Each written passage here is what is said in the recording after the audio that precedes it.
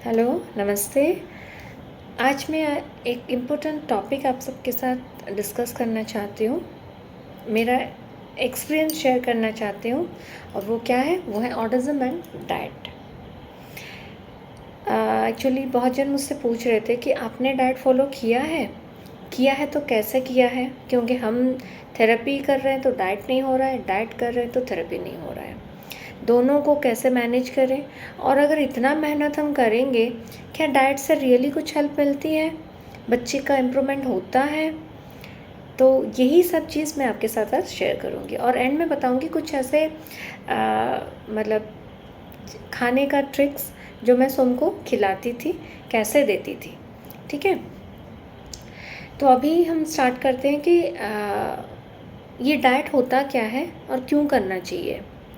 Actually मैंने इसके ऊपर काफ़ी ज़्यादा रिसर्च किया, काफ़ी स्टडी किया जब सोम 4 इयर्स का हुआ। 3 इयर्स से थेरेपी स्टार्ट हुआ। 1 ईयर तक मैंने कुछ ज़्यादा रिजल्ट उसमें देखा नहीं, मतलब जैसे इम्प्रूवमेंट होना चाहिए उतना हुआ नहीं था। तो कहीं ना कहीं वो स्टक हो रहा था, आगे नहीं बढ़ पा रहा था। ये सब चीज़ आप भी आपके बच्चे में देख रहे होंगे, कहीं ना कहीं आगे जाके बच्चा आगे नहीं बढ़ पा रहा है। मेरे साथ भी वही हुआ। तो मुझे ऐसा लगा कि क्या प्रॉब्लम हो रहा है कि वो स्टक हो रहा है। तो तभी जस्ट न्यूली ये बायोमेडिकल वाला थिंग चला था, तो मैंने उसके ऊपर काफ़ी स्टडी करना स्टार्ट किया कि आप जैसा मैंने आपको बताया हुआ एक पिछले वीडियोस में कि मैं कोई भी चीज़ को ना इजीली एक्सेप्ट नहीं करती कि मुझे उसने बोला ये कर दो तो मैं कर दूंगी, नहीं। मैं उसके ऊपर डीपली स्टडी करती हूँ कि ये रियली हेल्पफुल है, ये चीज़ है क्या और काम कैसे करता है। तो उसके ऊपर मैंने स्टडी करना स्टार्ट कर दिया।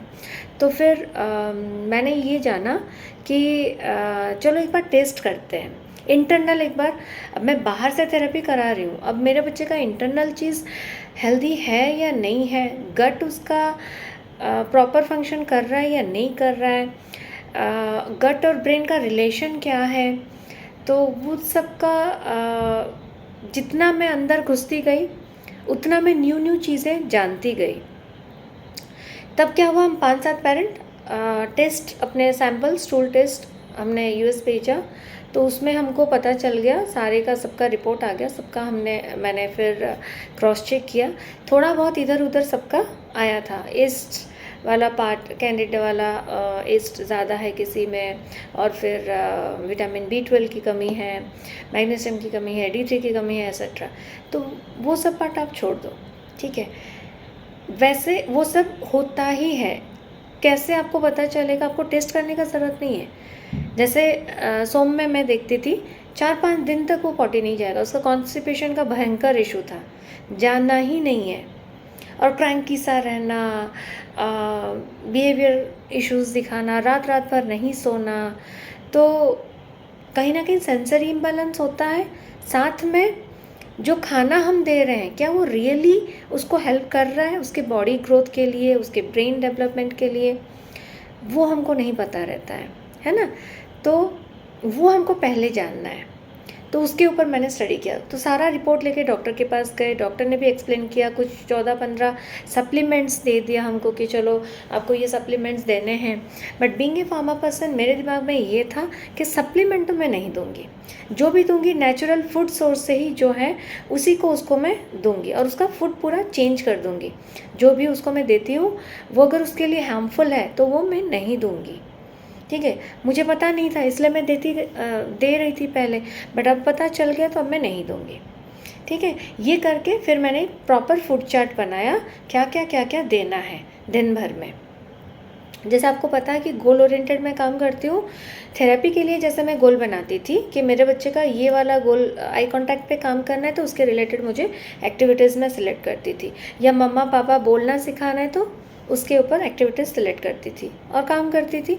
वैसे ही टाइम टेबल एक बना लिया, वैसे ही गोल बना लिया कि मंडे टू संडे मुझे क्या क्या खाने में देना है और क्या क्या नहीं देना है, वो पूरा हटा ही देना है। ऐसा नहीं कि हाँ भाई आज एक दिन दे दो चलता है, आज एक दिन पूरी खाने दो, नहीं है। No means no. ना हम खाएंगे तो बच्चे को तो देना ही पड़ेगा, क्योंकि पूरी घर पे बनाया और मेरे बच्चे को पूरी बहुत पसंद है। ऐसा तो नहीं हो सकता ना कि मैं खा लूँगी और बच्चे को नहीं दूँगी। तो इसीलिए पूरी बनाना ही बंद कर दिया मैंने कि नहीं, वो नहीं खाएगा तो हम भी नहीं खाएंगे, ठीक है। तो उस हिसाब से हमने काम करना स्टार्ट किया। मानती हूँ थोड़े मतलब टफ़ हैं, जर्नी तो वैसे इजी है ही नहीं हमारा, बट उसमें थोड़ा और टफ़ हो जाता है जब हम डाइट पे काम करते हैं। ठीक है। तो मेरा दिन स्टार्ट होता था सोम को जीरा वाटर देने से, वार्म जीरा वाटर से उसका डे स्टार्ट होता था। फिर योगा करना, बाकी एक्टिविटीज़ जो भी है। फिर ब्रेकफास्ट में मैं उसको जैसे मेरे दिमाग में कैसा रहता था पता है, कि अगर मैं पोहा बना रही हूँ तो सिर्फ प्याज और पोहा डाल के हो गया पोहा, ऊपर से भुजिया डाल दिया, नहीं। पोहा में मेरा रहता था रात के भिगोए हुए बादाम, अखरोट के पीसेस, स्प्राउट्स, मूंग दाल वाला स्प्राउट्स रहता था, और पोहा। ठीक है। तो मुझे सब कुछ चीज़ें एक ही मतलब पैकेट में चाहिए। ऐसा नहीं कि मैं एक चीज़ को एक दिया, फिर 1 घंटे बाद थोड़ा सा और भिगा हुआ चना दे दिया, ये दे दिया, वो तो बच्चा मूड भी नहीं आता है कि कितना मुझे ये खाना खिला रही है, मुझे मन नहीं है। तो हम हमेशा ट्राई करेंगे कि एक ही चीज़ में सब कुछ डाल दें। जैसे सपोज़ मैं डोसा बनाती थी सोम के लिए, स्प्राउट्स वाला डोसा बनाती थी और उड़द दाल वाला डोसा। तो जब मैं डोसा बनाऊँ तो उसमें मेरा फिक्स था कि मैं बीटरूट और गाजर को ग्रेट करके डालूँ। फिर उसमें आप चाहे तो धनिया पत्ता डालो, नहीं डालो, लेकिन उसमें ये रात को भिगाया हुआ वाला जो रहता था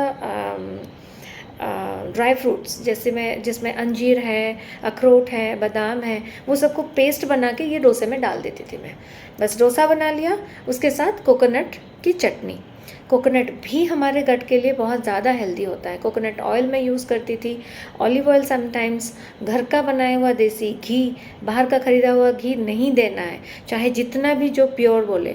आप चाहे तो घर पे बनाइए, नहीं तो कोई गांव में आजकल लोग बनाते हैं, बेचते भी हैं, आप वहाँ से भी ला सकते हैं, वो दीजिए। और कच्ची घनी वाला अगर मस्टर्ड ऑयल कहीं पे आपको मिल रहा है, कोल्ड प्रेस मस्टर्ड ऑयल या कोकोनट ऑयल, वो भी आप यूज़ करिए।